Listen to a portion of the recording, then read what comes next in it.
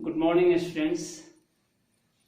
आज हम लोग क्लास 4 में संचिता बुक पढ़ेंगे और इसमें जो है चैप्टर नंबर 9 साक्षी पहुंची चांद पर, इसका हम लोग प्रश्नोत्तर कर रहे थे। इसमें जो है मौखिक प्रश्नोत्तर का चर्चा कर चुके थे हम लोग। जैसा कि सभी बच्चे जो है 73 नंबर पेज पर देखें। 73 नंबर पेज में आपका मौखिक क्वेश्चन में था कि साक्षी को क्या सुनना अच्छा लगता था, है ना। तो इसका उत्तर दिया गया था कि साक्षी को कहानी सुनना अच्छा लगता था।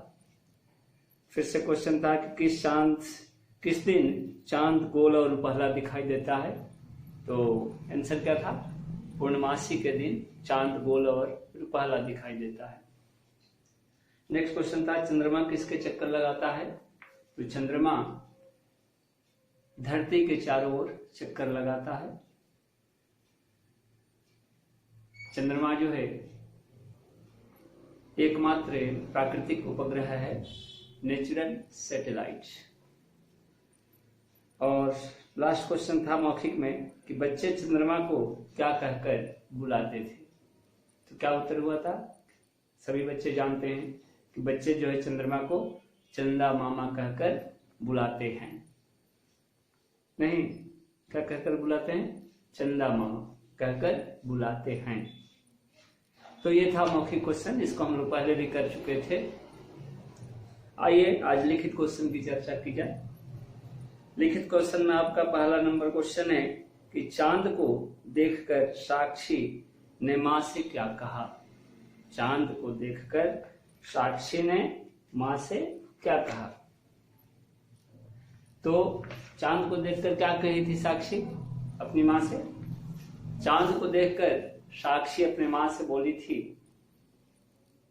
कि क्या बोली थी? बोली चांद को देखकर साक्षी ने मां से कहा कि देखो ना कितना सुंदर चांद, बिल्कुल गोल और चमकीला। तो आप जो कहा के बाद लिखेंगे कि साक्षी ने चांद को देखकर मां से कहा कि के बाद हाइफन, इसके बाद से इन्वर्टेड कॉमा में रहेगा, है ना। क्या? देखो ना कितना सुंदर है चांद, कॉमा बिल्कुल गोल और चमकीला, पूर्ण विराम, इन्वर्टेड कॉमा क्लोज। ये आंसर हुआ। नेक्स्ट ख नंबर क्वेश्चन है लिखित का। देखिए कि चांद की ओर जाते हुए साक्षी ने क्या देखा। तो जब साक्षी जो है चांद की ओर जा रही थी तो उसने क्या देखा? साक्षी जब चांद की ओर जा रही थी तो इसको ऐसे लिखेंगे हम कि चांद की ओर जाते हुए साक्षी ने देखा कि चांद बड़ी शान से चमक रहा था। वह अपनी दुधिया चांदनी से धरती पर प्रकाश बिखेर रहा था। ठीक है। इस प्रकार नीले रंग की धरती चंद्रमा के ठंडे ठंडे प्रकाश में खूबसूरत दिखाई दे रही थी। इतना आपको आंसर लिखना होगा। ठीक है। तो ये था आपका ख number question. Please turn over the page, come to 74 number page. देखिए आपका 74 में ग नंबर क्वेश्चन है कि चांद की धरती पर सबसे पहले कब और किसने कदम रखा। तो क्या पढ़े हम लोग? चांद की धरती पर जो है सबसे पहला कदम कौन रखा था? तो नील आर्मस्ट्रांग रखा था। उसको ऐसे लिखिएगा क्या कि चांद की धरती पर सबसे पहले 21 जुलाई 1969 ईस्वी को 21 जुलाई 1969 AD ईस्वी जो होता है वो एडी हुआ, ठीक है, आफ्टर डोमिनी, नहीं एनो डोमिनी इसको कहते हैं। तो एडी में अमेरिका के Neil Armstrong comma Edwin Aldrin और कॉलिंस ने कदम रखा था। कौन कौन गया था चांद पर? तो ये बात है कब? 1969 की, 1979 की 21 जुलाई के दिन अमेरिका के नील आर्मस्ट्रॉन्ग,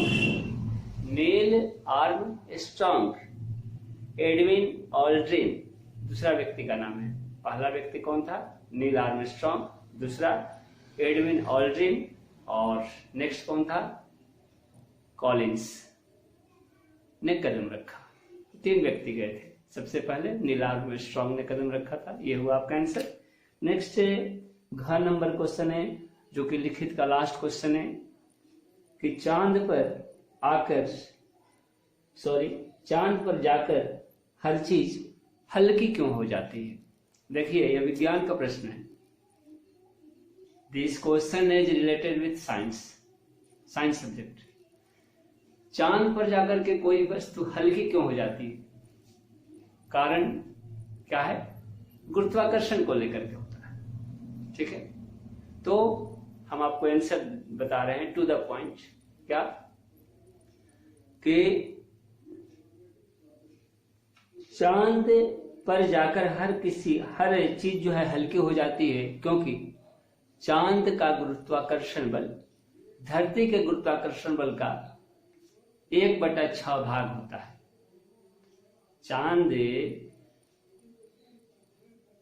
का गुरुत्वाकर्षण बल क्या होता है? कम होता है।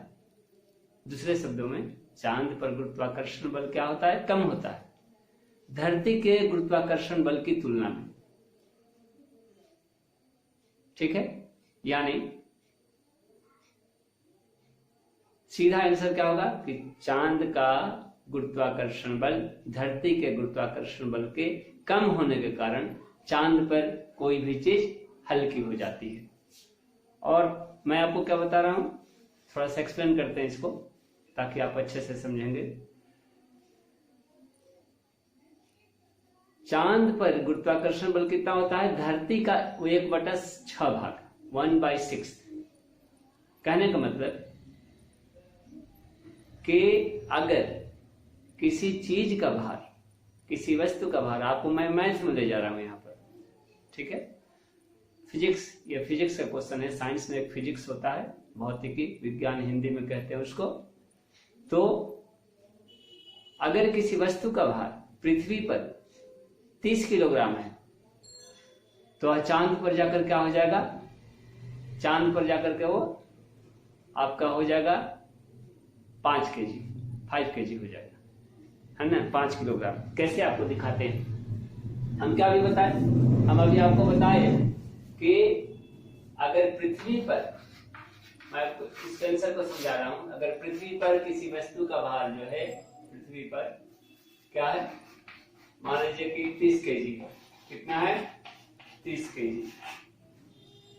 तो चांद पर क्या हो जाएगा? चांद पर जो है उसका भार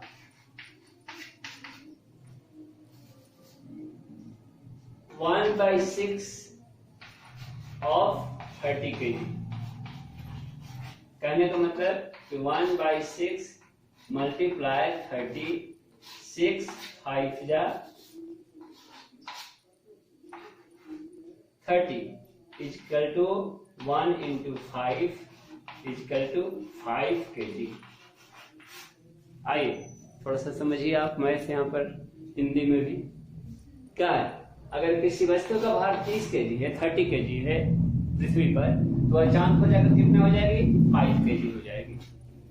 देखिए कैसे, क्यों? क्योंकि चांद पर गुरुत्वाकर्षण बल जो होता है धरती के गुरुत्वाकर्षण बल का 1/6 पार्ट होता है।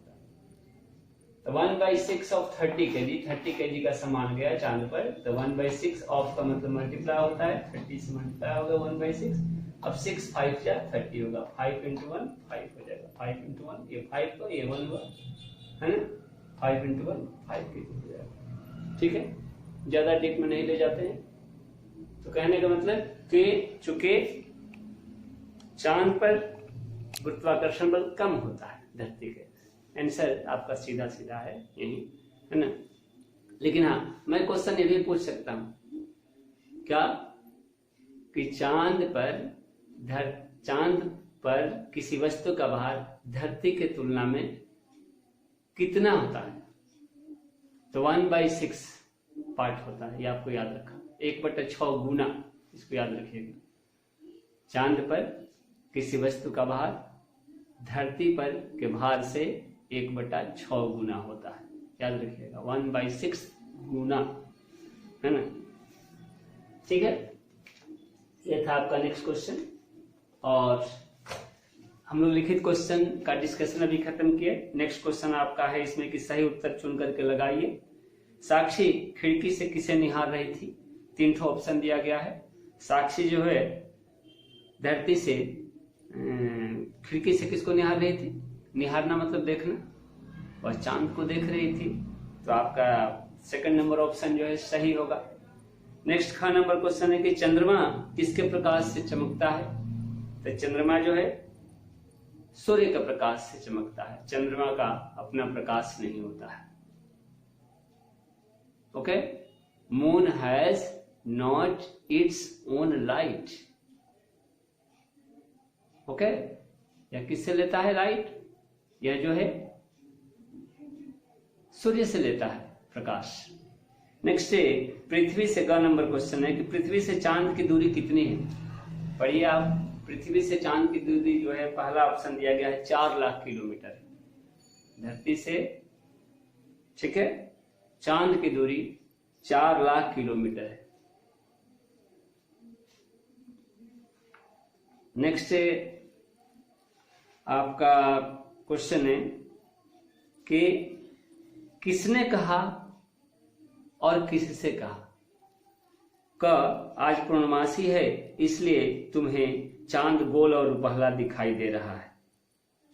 ध्यान से सुनिए, आज पूर्णमासी है इसलिए तुम्हें चांद गोल रुपहला दिखाई दे रहा है।